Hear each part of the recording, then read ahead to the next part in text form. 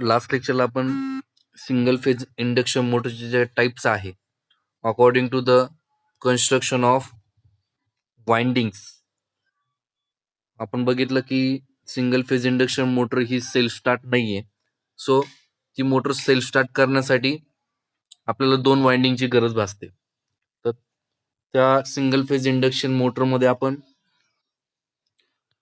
एक auxiliary winding connect करून ती मोटर आपण सेल्फ स्टार्ट केली, राईट. सो मेन वाइंडिंग आणि ऑक्झिलरी वाइंडिंग, मेन वाइंडिंगला आपण रनिंग वाइंडिंग पण म्हणतो आणि ऑक्झिलरी वाइंडिंगला आपण स्टार्टिंग वाइंडिंग पण म्हणतो.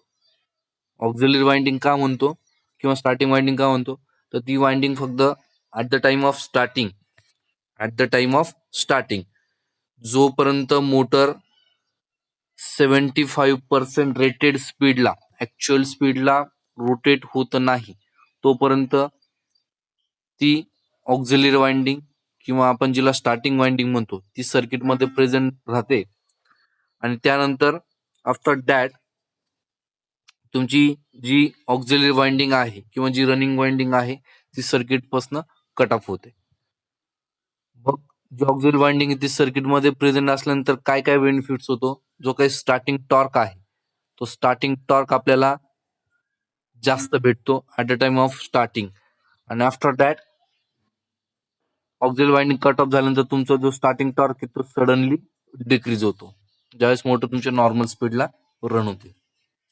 त्यानंतर काही मोटरमध्ये काही टाइप्समध्ये आपण कॅपॅसिटर बघितलं.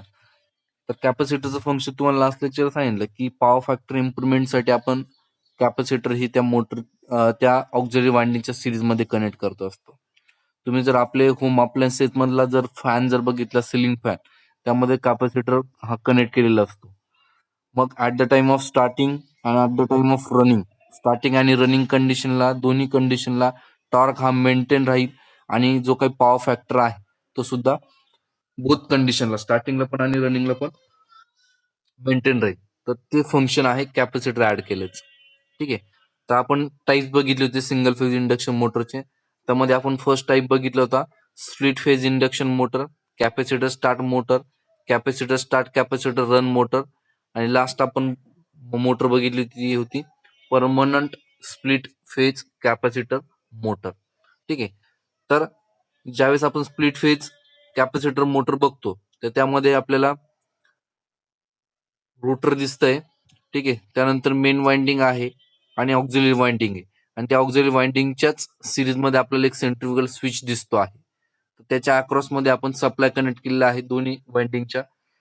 त्यानंतर ज्यावेळेस आपण सप्लाय ऑन करतो त्यावेळेस दोन्ही वाइंडिंग मधनं करंट फ्लो होतो, मेन वाइंडिंग आणि स्टार्टिंग वाइंडिंग मधनं.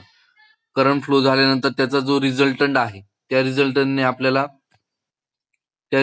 आपल्याला जे काही मुव्हिंग फ्लक्स, रोटेटिंग फ्लक्स तयार होतं, त्या फ्लक्सने तुमचं जे रोटर आहे तर ते रोटर रोटेट होतं.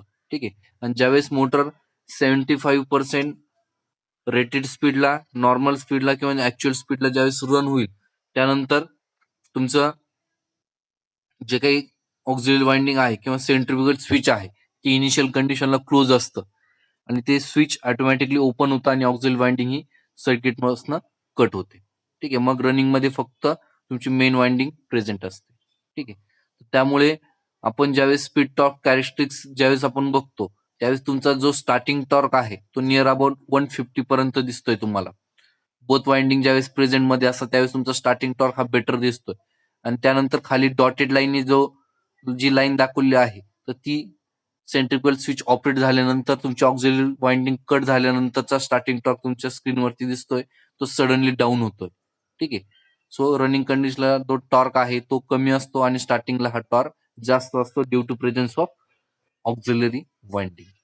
त्यानंतर नेक्स्ट मोटर आपण बघितली ती कॅपॅसिटर स्टार्ट मोटर. त्यामध्ये एक कॅपॅसिटर स्टार्टिंगला आपलं ऑक्झिलरी वाइंडिंगला सिरीजमध्ये कनेक्ट केलेलं असतं. सो स्टार्टिंगला इनिशियल कंडिशनला कॅपॅसिटर आणि ऑक्झिलरी वाइंडिंग ही प्रेझेंट मध्ये असते. After that centrifugal switch operate झाल्यानंतर कॅपॅसिटर आणि तुमची जी ऑक्झिलरी वाइंडिंग ती कट होऊन जाते. तर त्यामुळे कॅपॅसिटर प्रेझेंट असल्यामुळे टॉर्क तुम्हाला नियर अबाउट 310-320 च्या आसपास दिसतो आहे ग्राफमध्ये. आणि ज्यावेळेस कॅपॅसिटर आणि ऑक्झिलरी वाइंडिंग सर्किट मधनं ऍबसेंट होते. त्यानंतर तुमचा जो स्टार्टिंग टॉर्क आहे तो डॉटेड लाईन दाखवलेला आहे, तो सडनली डाऊन होतो. त्यानंतर आपण नेक्स्ट मोटर आपण बघितली होती कॅपॅसिटर स्टार्ट, कॅपॅसिटर रन. या मोटरमध्ये 2 कॅपॅसिटर आहे. जे रनिंग कॅपॅसिटर आहे ते परमनंटली तुमच्या सर्किटमध्ये प्रेझेंट असतं आणि जे तुमचं ऑक्झिलरी कॅपॅसिटर, ज्याला स्टार्ट कॅपॅसिटर म्हटलेलं आहे, स्क्रीनमध्ये तुम्हाला दिसत आहे, ते स्टार्ट कॅपॅसिटर फक्त at the time of starting present मध्ये असतं. त्यामुळे एक कॅपॅसिटर हे रनिंग कंडिशनला पण असतं आणि एक कॅपॅसिटर स्टार्टिंगला असतं. त्यामुळे ह्या मोटरचा जो स्टार्टिंग आणि रनिंग टॉर्क आहे तो तुम्हाला ह्या ग्राफमध्ये दिसतोय. स्पीड टॉर्क कॅरेक्टरिस्टिक्स मध्ये स्टार्टिंगला पण टॉर्क चांगला आहे आणि ज्यावेळेस तुमचं एक कॅपॅसिटर निघून जातं त्यावेळेस सुद्धा टॉर्क हा बेटर असतो. त्यामुळे ह्या मोटरचा जो स्टार्टिंग आणि रनिंग टॉर्क आहे तो ऍज कम्पेअर टू दोन्ही ज्या मोटर बघितल्या आपण त्या मोटरपेक्षा हा बेटर आहे.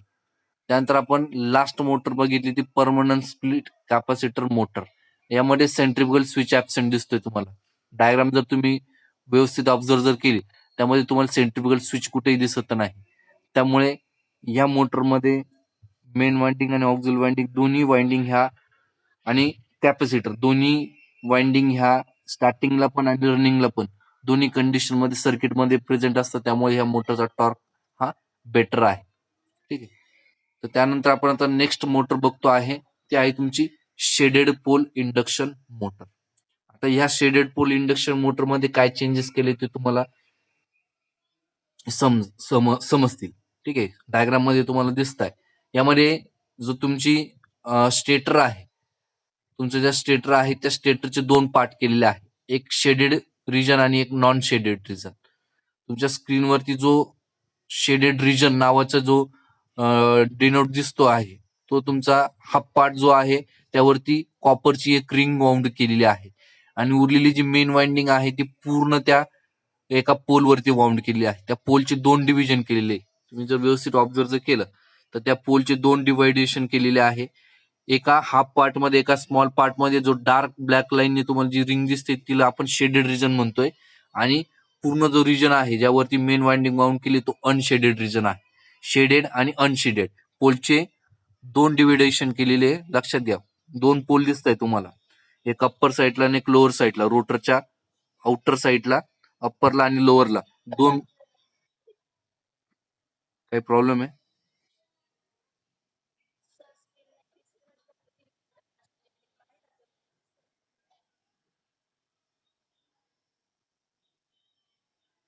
आता दिसतंय?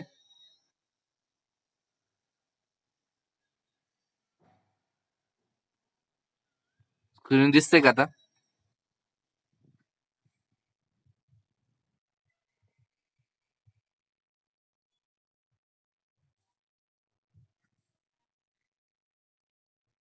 आता विजिबल असेल. ओके. सो हे जे 2 पोल दिसतात रोटरच्या साईडला, तर ते जे पोल आहे त्यामध्ये 2 डिव्हिडेशन केलेले, 2 पार्ट केलेले आहे. एका पार्टला शेडेड पोर्शन म्हणतो आणि एका पार्टला अनशेडेड पोर्शन म्हणतो. ठीक आहे.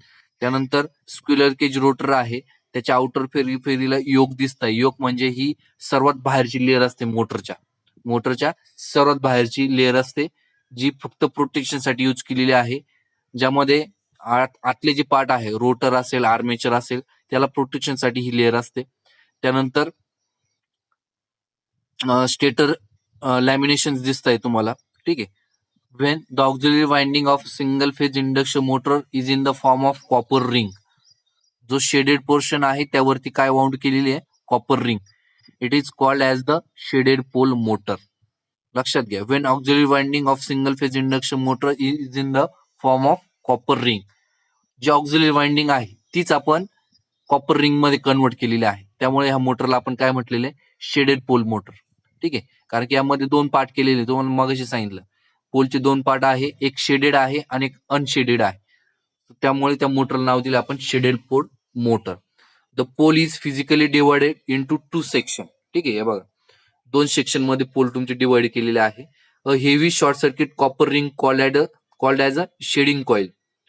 जो छोटा सेक्शन आहे त्यावरती आपण कॉपरची कॉइल वाउंड केलेली आहे आणि त्याला आपण म्हणतो शेडेड कॉइल किंवा shaded region. Is place around the smaller section. छोट्या सेक्शन मध्ये आपण ती कॉपरची रिंग वाउंड केलेली आहे. Then shaded pole motor is very simple in construction and it is least expensive for fractional horse power application. सर्व ज्या मोटर्स आपण याच्या आधी बघितल्यात त्यांच्या कंपॅरिझन मध्ये हिची जी कॉस्ट आहे ती कमी आहे. शिवाय कन्स्ट्रक्शन सुद्धा हे सिंपल आहे, कॉम्प्लिकेशन नाही. Since it does not require a centrifugal switch. Centrifugal switch आपल्याला ह्या कन्स्ट्रक्शन मध्ये कुठंच दिसत नाही. It is not only but also very reliable in a operation. ऑपरेशनला पण ती रिलायबल आहे आणि कॉस्टला पण कमी आहे. Has a low efficiency and low starting torque. ह्या मोटरची इफिशियन्सी ही कमी आहे, म्हणजे लॉसेस जास्त आहे. लॉसेस का बरं जास्त असतील तर कॉपर मटेरियल किंवा कॉपरची जी रिंग आपण वाउंड केलेली पोलवरती, तर कॉपरचं मटेरियल जेवढं जास्त वापरू तेवढे लॉसेस इन्क्रीज होतात. कॉपर लॉसेस या मोटरमध्ये जास्त आहे. लॉसेस जास्त म्हणजे इफिशियन्सी कमी. ठीक आहे. So high has a low efficiency and low starting torque. जो स्टार्टिंग टॉर्क आहे तो कमी आहे. ठीक आहे. का बरं तर कॅपॅसिटर सुद्धा आपलं ऍबसेंट आहे, त्यामुळे जो स्टार्टिंग टॉर्क आहे शेडेड पोल इंडक्शन मोटरचा तो कमी आहे. त्यानंतर प्रिन्सिपल ऑफ ऑपरेशन. तुमचे जे काही ह्या मोटरचे जे ऑपरेशन आहे ते 3 पार्ट मध्ये डिवाइड केलेले आहे. फर्स्ट पार्ट कोणता आहे? 3 इंटरव्हल आहे, ए बी सी. या 3 इंटरव्हल मध्ये तुमचं हे ऑपरेशन होत असतं. When the flux increases from 0 to maximum. Initial कंडिशनला मोटर बंद असते.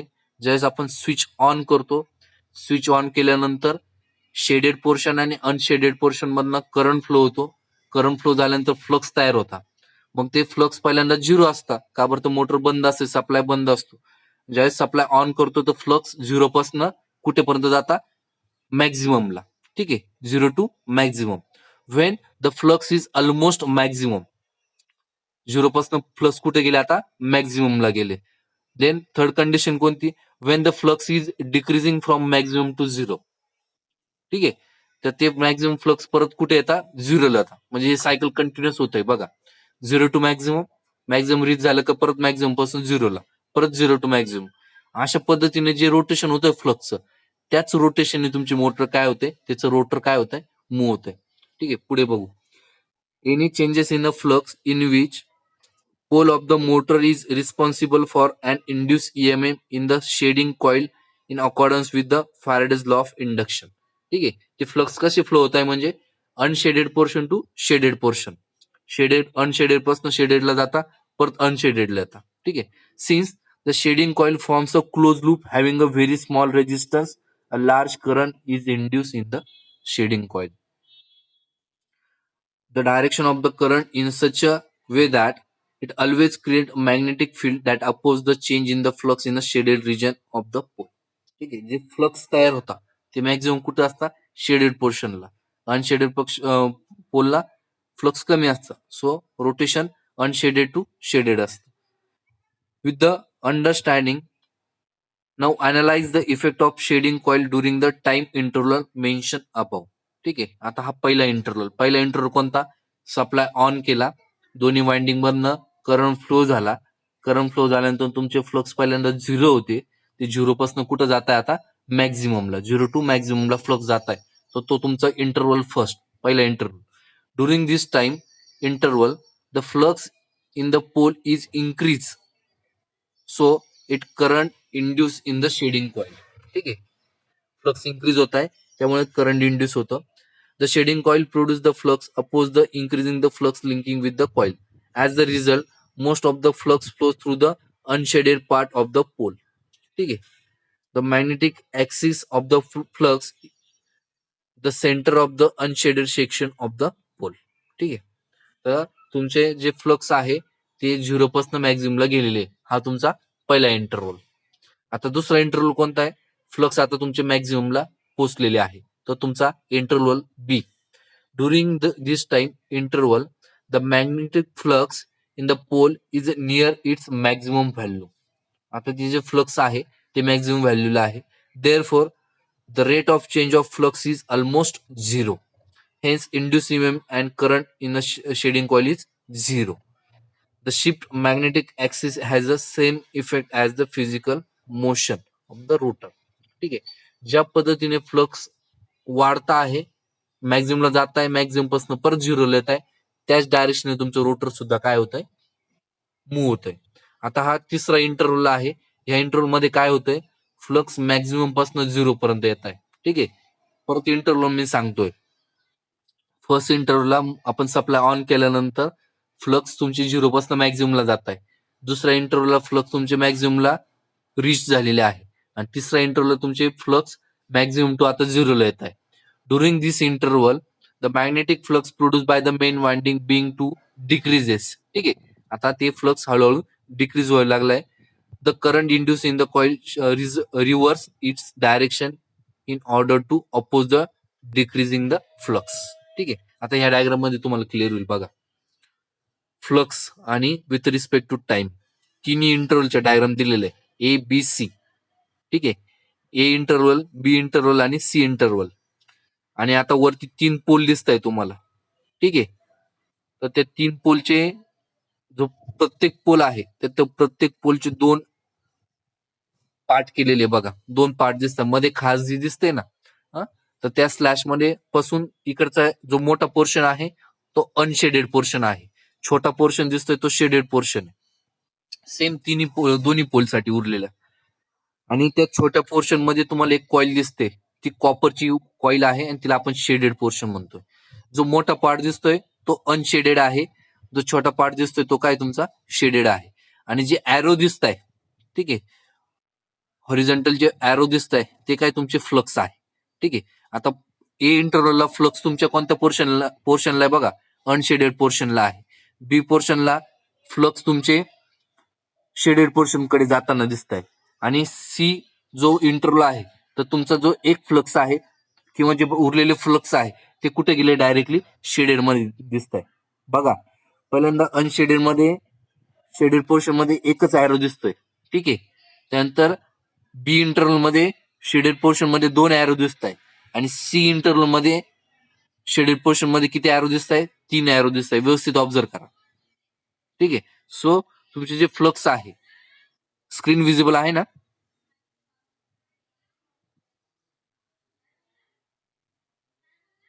स्क्रीन विजिबल आहे का? हा, आता हे 3 जे पोल दिसत आहे ते व्यवस्थित जर ऑब्झर्व केले तुम्ही, तर तुमच्या पहिल्या इंटरव्हलला काय होतं, 0 टू मॅक्झिमला जात आहे फ्लक्स, त्यानंतर सेकंडला मॅक्झिमला जात आहे, तिसऱ्या कंडिशनला फ्लक्स रिड्यूस होत आहे. ठीक आहे ना. सो पहिल्या इंटरव्हलला शेडेड पोर्शन मध्ये फ्लक्स कमी आहे, दुसऱ्या इंटरव्हलला फ्लक्स हे मॅक्झिमम झालेले आहे आणि तिसऱ्या इंटरव्हलला तुमचे फ्लक्स हे मिनिममला व्हायला चाललेले. म्हणजे तुमचे फ्लक्सेस कुठून कुठे फ्लो होता, unshaded portion to shaded portion. आणि त्याच पद्धतीने त्याच फ्लक्सच्या डायरेक्शन तुमचं रोटर काय होतं, रोटेट होतं. ठीक आहे, तर हे क्लिअर झालेलं आहे. आता ही speed torque characteristics of shaded pole induction motor दिसते तुम्हाला. तुम्हाला मी आधी सांगितलं की तुमची शेडेड पोल इंडक्शन मोटरचा जो स्टार्टिंग टॉर्क आहे तो कमी आहे, त्यामुळे तुम्हाला तुमच्या स्क्रीनवरती जी काही डायग्राम दिसते आहे तिचा स्टार्टिंग टॉर्क जर तुम्ही बघितला, 0 to 100चं तुमचं टाइम इंटरव्हल आहे, तर नियर अबाउट तो 50 दिसतोय तुम्हाला, 50 दिसतोय फक्त स्टार्टिंग टॉर्क. आणि ज्यावेळेस तुमचे फ्लक्स हे मॅक्झिममला जातात त्यावेळेस तुमचा स्टार्टिंग टॉर्क हा जास्त दिसतोय. तिथे ब्रेकडाऊन टॉर्क लिहिलेला आहे ना, तिथून पुढे तो डिक्रीज होतोय, पण एका पोझिशनला तुमचा स्टार्टिंग टॉर्क हा मॅक्झिमम होतो. ठीक आहे, लेक्चर आपलं टायमिंगला चालू होतं, तर त्याच टायमिंगला तुम्ही प्रेझेंट राहा. नंतर मला मेसेज टाकत नका जाऊ की वेटिंग रूमला आहे. मी ज्यावेळेस स्क्रीन शेअर करतो त्यावेळेस मला वेटिंग रूम दिसत नाही. ठीक आहे, लक्षात घ्या. एक तर पहिलं 10 मिनिटातच कनेक्ट व्हा, नाही तर मग लेक्चरला कनेक्टच होऊ नका. हा, सो तुमचा जो टॉर्क स्पीड कॅरेक्टरिस्टिक जे दिसते तर त्याच्यामध्ये स्टार्टिंग टॉर्क हा कमी दिसतोय, त्यानंतर एका इंटरव्हलला तो मॅक्झिममला जातोय, त्यानंतर परत ब्रेकडाऊन पॉईंट पासून तो स्टार्टिंग टॉर्क तुमचा काय होतोय, कमी कमी होत दिसतोय तुम्हाला. त्यानंतर ही पुढची मोटर आहे शेडेड पोल इंडक्शन मोटर, तुम्हाला समजली असेल. त्यानंतर आता पुढची मोटर जी आहे रेकॉर्डिंग चालू आहे का?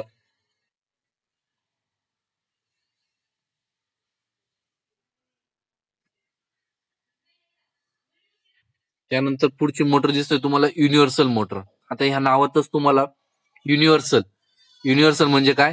जी मोटर एसी ऍज वेल एज डीसी या दोन्ही सप्लायवरती वर्क होते. एसी पण सप्लायवरती वर्क होते आणि डीसी पण सप्लायवरती वर्क होते. त्या मोटरला आपण म्हणतो युनिव्हर्सल मोटर. ठीक आहे. Universal motor is defined as the motor which may be operated either DC or single phase AC. ठीक आहे. Supply is approximately same speed and output. दोन्ही सप्लायवरती जर मोटर रन केली तरी तुम्हाला आउटपुट हे सेमच भेटेल. स्पीड पण हा सेमच राहतो. A universal motor is wound and connected just like a DC series motor. The field winding is connected in series with the armature winding. ज्यावेळेस आपण डीसी मोटर बघितली ना, डीसी आणि डीसी शंट मोटर, तर त्यामध्ये आपण ऑब्झर्व केलं की डीसी सिरीज मोटरमध्ये फील्ड आणि आर्मेचर वाइंडिंग कशी असते, सिरीज मध्ये कनेक्ट केलेली असते. त्याच पद्धतीने ह्या युनिव्हर्सल मोटरमध्ये फील्ड वाइंडिंग आणि आर्मेचर वाइंडिंग ही सिरीज मध्ये कनेक्ट केलेली आहे. When a series motor is operated from a DC source, the current is unidirectional in both the field and armature winding. Therefore, the flux produced by each pole and the direction of the current in the armature conductor under the pole remain in the same direction at all times. ठीक आहे. दोन्ही winding series मध्ये connect केलेल्या असल्यामुळे तर जे flux आहे ते युनिडायरेक्शनल असतात. आपल्याला फ्लक्स युनिडायरेक्शनच लागतात. का बरं? तर ते रोटेटिंग मुवमेंट मध्ये असतात. त्या रोटेटिंग मुवमेंट मधल्या फ्लक्समुळेच आपल्याला आपला जो रोटर आहे तो रोटेटिंग मुवमेंट मध्ये भेटतो. ठीक आहे.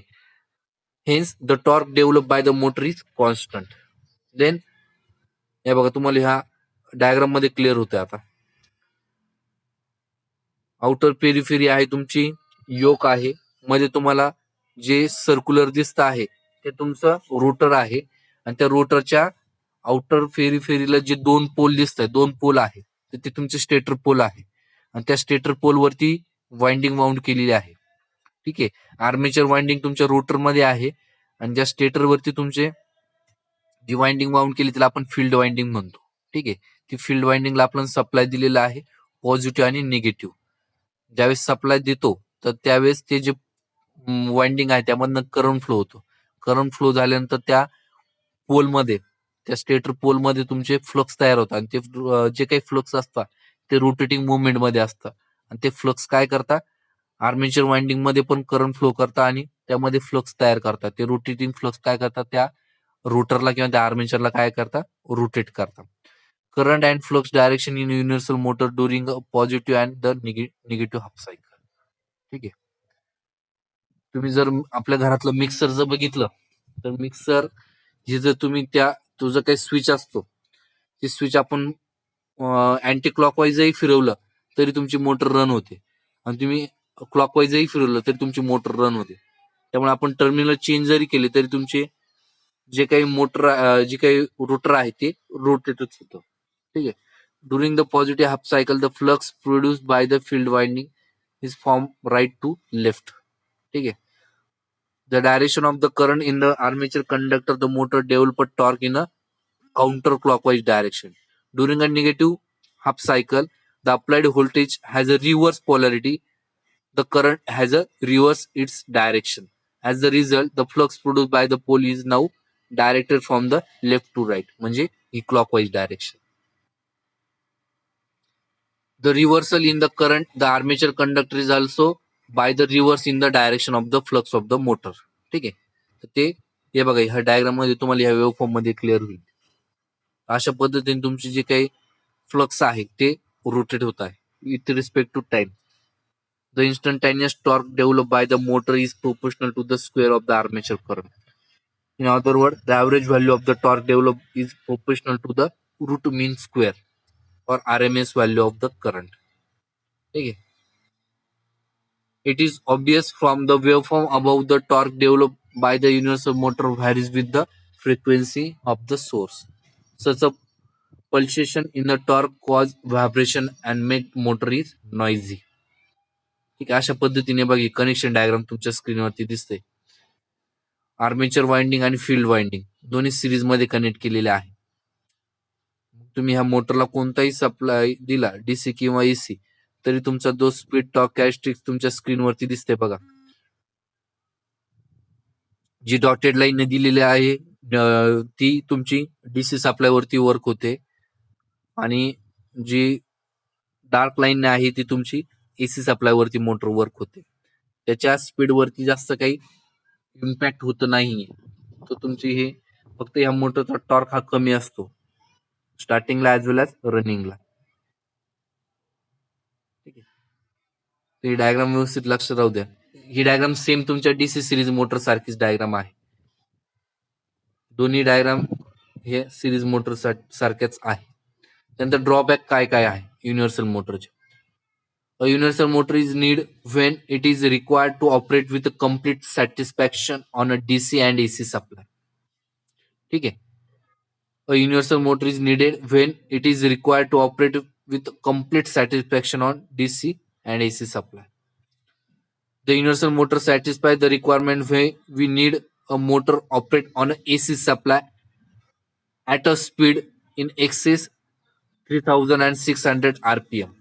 Since the power develop it's proportional of the motor speed. जेवढं आपण व्होल्टेज वाढू तेवढ्या पद्धतीने आपल्याला मोटरचा स्पीड भेटणार आहे. जेवढं आपलं व्होल्टेज कमी तेवढं मोटरचा स्पीड हा कमी. When we need a motor that automatically adjusts the speed under load, the universal motor is suitable for that purpose. Its speed is high when the load is light and low when the load is heavy. लक्षात घ्या, मोटरवरती load जर वाढवला तर मोटरचा speed कमी होतो. मोटरवरचा load कमी केला तर मोटरचा स्पीड हा काय होतो, जास्त होतो. हे फक्त युनिव्हर्सल मोटर मध्येच तुम्हाला बघायला भेटेल. त्यानंतर application. In some application that require vibration in a speed with a load, saw and rotor swing machine, portable machines and vacuum cleaner. सॉ मशीन जे आपण हॅक्सॉ इलेक्ट्रिक हॅक्सॉ जे असतं ना त्यामध्ये तुम्हाला भेटेल. स्विंग मशीन मध्ये, पोर्टेबल मशीन टूल किंवा व्हॅक्युम क्लिनर मध्ये तुम्हाला ही युनिव्हर्सल मोटर बघायला भेटेल. ठीक आहे. सो हे ऍप्लिकेशन्स आहे युनिव्हर्सल मोटरचे. युनिव्हर्सल मोटर लक्षात राहू दे एसी आणि डीसी सप्लाय वरती वर्क होते. तिची कनेक्शन डायग्राम ही डीसी सिरीज मोटर सारखीच असते. आर्मेचर आणि फील्ड वाइंडिंग ही तुमची सिरीज मध्ये कनेक्ट केलेली असते आणि हा मोटरचा स्टार्टिंग आणि रनिंग टॉर्क हा कमी असतो.